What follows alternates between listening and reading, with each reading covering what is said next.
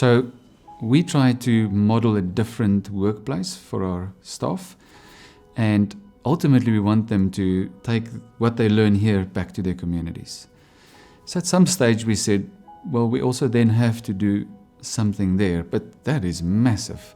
I mean, where do you even start? So in the Western Cape, we started with an initiative to just feed our people at work and branch it out a little bit wider, and we got all the farmers in the neighboring communities to sell us their produce at cost, and then we sell that to our staff at the same cost, and that means they can take cooked food home as well as fresh food, which means that they don't have to go to a shop.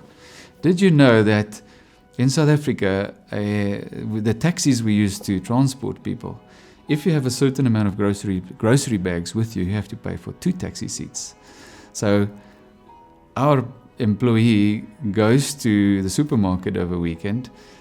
She is how many extra hours away from her family, and then she still has to pay for an extra taxi seat to bring the food home. So we thought we could help with that.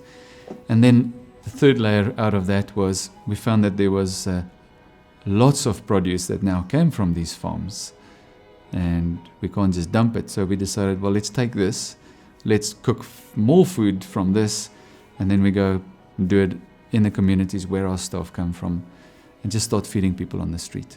So that's really where our first community initiative started. Secondly, we interviewed our staff and asked them if there's any more that we can do for them to show them that we care for them and we want to help them earn a better living or a better future. What can we do for them? And most of them said, help our children with a decent education. So we decided to put an early childhood development program together. We call it ECD in South Africa.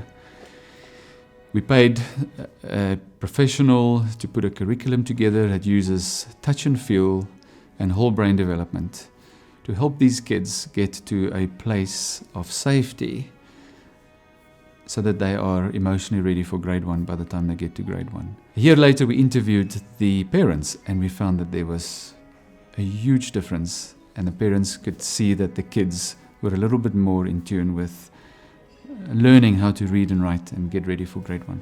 This program has been running for 3 years in the Western Cape, and now we would like to roll it out into all the regions where we work. It's really about the parents, because the initiative was really to help the parents, which is our employees, help them understand we want to care for them.